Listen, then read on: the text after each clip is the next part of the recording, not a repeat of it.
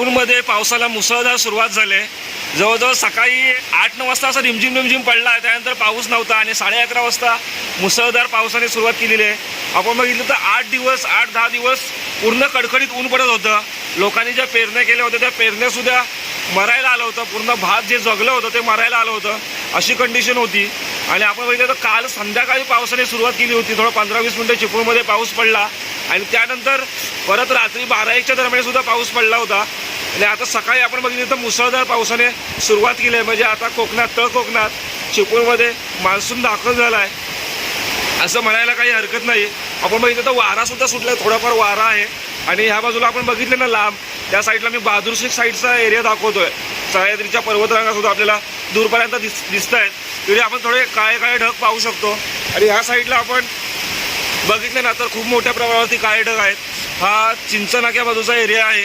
या साईडला सुद्धा खूप मोठ्या प्रमाणावरती काळे ढग दिसत आहेत. आणि प्रत्येकजण आपण बघितलं तर MIDC कामगार त्यानंतर शेतकरी सुद्धा मोठ्या प्रमाणावरती पावसाची वाट पाहत होते. कारण की लोटे परशुराम MIDC आहे, त्यामुळे पाणी नसल्यामुळे बऱ्याचशा कंपन्या बंद पडल्या होत्या. जवळजवळ आठवडा झाला कंपन्या बंद पडल्यात. आणि त्यानंतर आता पावसाने सुरुवात केली आहे. आणि असाच मुसळधार पाऊस पडत राहिला 1-2 दिवस तर धरणामध्ये पाणी सुटेल. त्यानंतर आपली वाशिष्ठी नदीला सुद्धा पाणी येईल आणि जो पाण्याचा प्रश्न आहे तो तर सुटेल. त्यामुळे प्रत्येकजण असं अपेक्षा करतो की आता पाऊस सुरू झाला आहे, तो थांबला नाही पाहिजे, मुसळधार पाऊस पडला पाहिजे. आता ह्या वर्षी आपण कोणीही अनुभवलं नसेल जेवढं ह्या वर्षी खूप मोठ्या प्रमाणावरती पाण्याची टंचाई आपल्याला अनुभवावी लागले. आपण बघितलं तर तिकडं परशुराम जो घाट आहे त्या बाजूचा एरिया आहे, मी तुम्हाला झूम करून दाखवतो.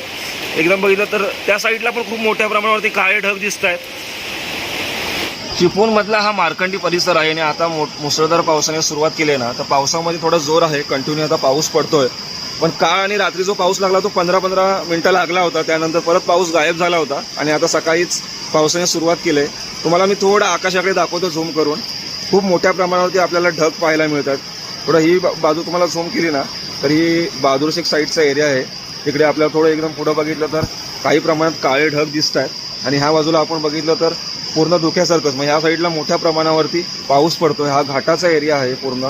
या साईडला आपल्याला स्पष्ट पुढं काही दिसतच नाही आहे. आणि ह्या साईडला आपण बघितलं ना तर इकडे सुद्धा मोठ्या प्रमाणावरती आता पावसाला सुरुवात झालेली आहे. थोडा हलकासा वारा सुटला होता 11-11:15 आणि त्यानंतर मुसळधार पावसाने सुरुवात केली.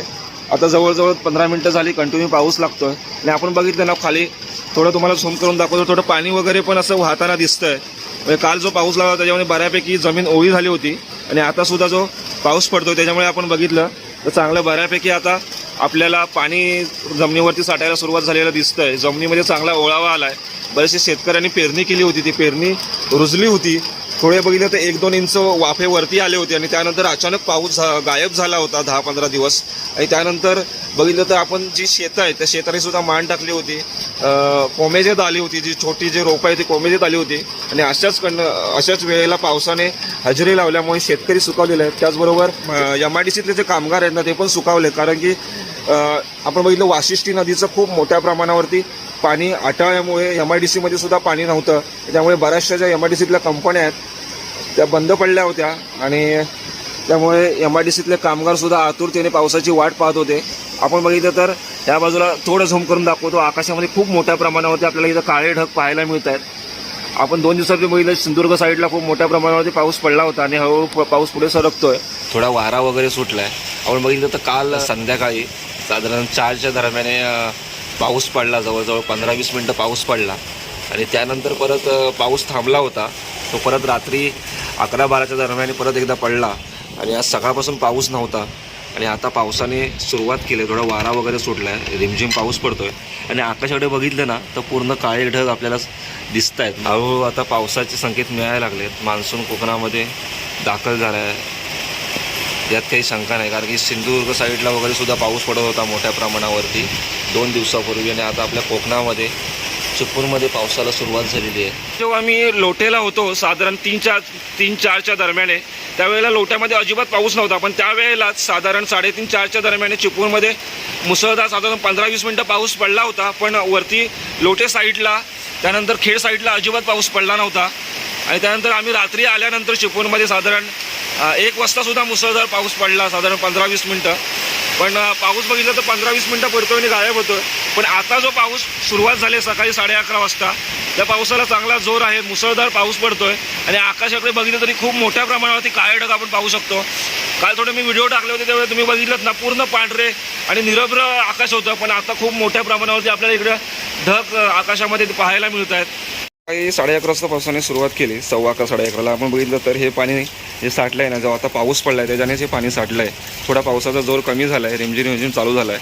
पण आता 10 मिनिटापूर्वी मुसळधार पाऊस चिपळूणमध्ये चालू आहे. आपण बघितलं तर वरच्या साईडला ना खूप मोठ्या प्रमाणावरती आपल्याला इकडे आकाश आहे ते पूर्ण असं निरभ्र असायचं, ते थोडं आपल्याला ढग पाहायला मिळत आहेत. आणि ह्या बाजूला आपण बघितलं तर ह्या साईडला तर खूप मोठ्या प्रमाणावरती आपल्याला ढग पाहायला मिळत आहेत. आणि असाच जर कंटिन्यू पाऊस पडला तर आपल्या वाशिष्ठी नदीला, त्यानंतर कोयना धरणामध्ये सुद्धा फक्त 9% पाणी आहे, तर त्यामुळे कोयना धरणामध्ये सुद्धा पाणी साठेल. आपण बघितलं तर 15 दिवस पूर्ण पाऊस गायब झाला होता आणि आता पावसाने हजेरी लावले. आता आकाशाकडे मी थोडं तुम्हाला झूम करून दाखवत होतं, इकडे आपल्याला थोडे ढग पाहायला मिळत आहेत. आणि जे पाऊस पडला होता ना ते अगोदर, त्यामुळे आपण बघितलं थोडी हिरवळ तयार झाली होती. आणि ह्या बाजूला आपण बघितलं तर इकडे परिसरामध्ये बघितलं तर अजूनसुद्धा आहेत मोठ्या प्रमाणावरती काळे ढग आपल्याला दिसत आहेत.